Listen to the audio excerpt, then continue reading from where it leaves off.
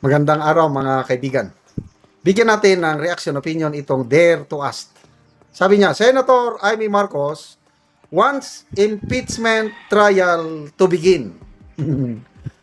Ayan, sabi ng Senate Majority, forthwith na, agad-agad.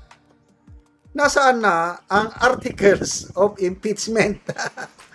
May iba ba kayang timing na hinihintay? Ipasa nyo na. Ang daming drama kasi Ang gusto at hiling lang naman namin ay tamang paraan, tamang proseso, hindi sarsuela. And we know that. Ano yung sabi nung kasagsagan pang hearing? Nasa atin ang bit. Now, nasaan na yung bit? Nawala na. Nagbotohan. 257 strong. Wow. Ang dami, ano?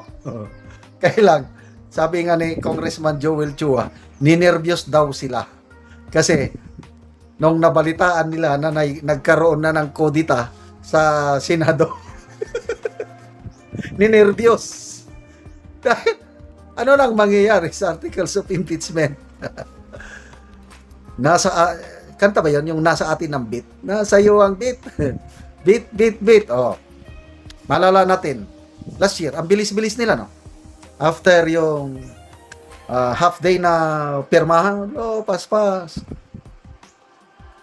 Halos lumipad ang Secretary General ng House para isubmit ang articles of impeachment sa Senado.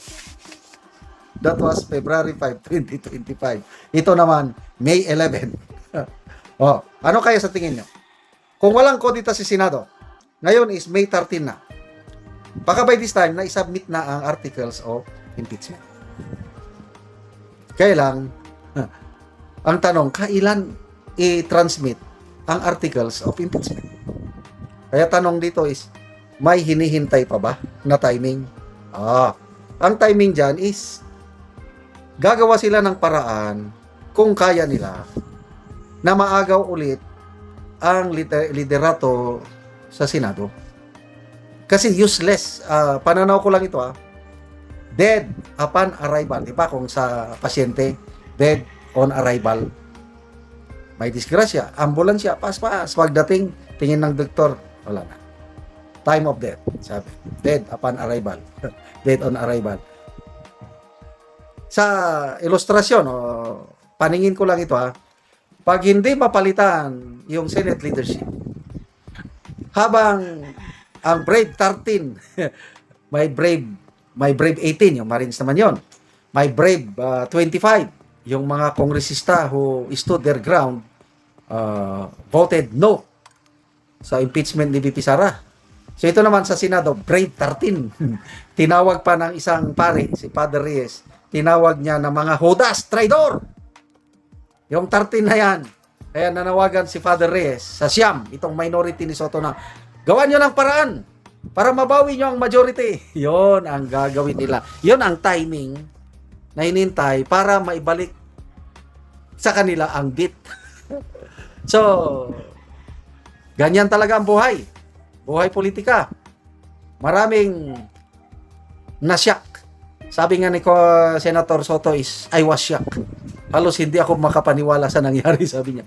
Kung sa drama pa, na biglang nagkaroon ng twist yung istorya at hindi ako maniwala, gusto kong sampalin ang sarili ko. Ganun ba?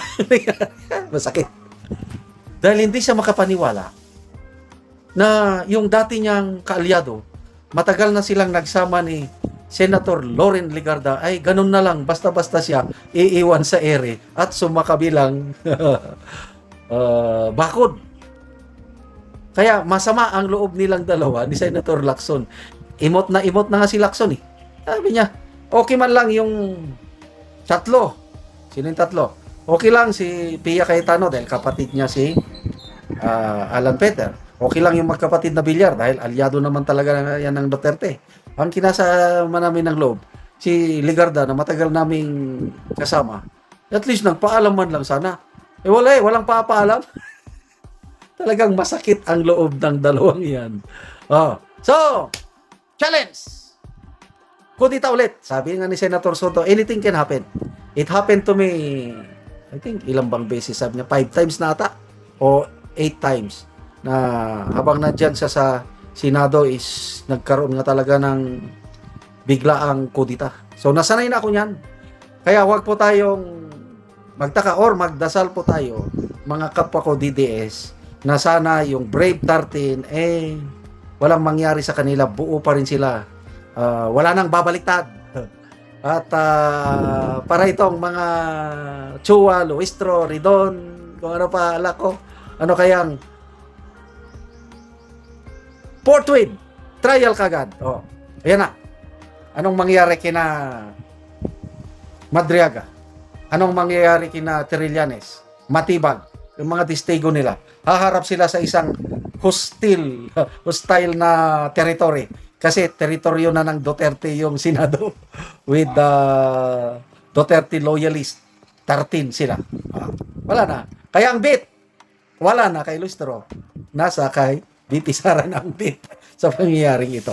Ay, buhay politika. Napaka gulo talaga. Salamat mga kaibigan sa channel na sa pagsubaybay nyo sa channel na ito.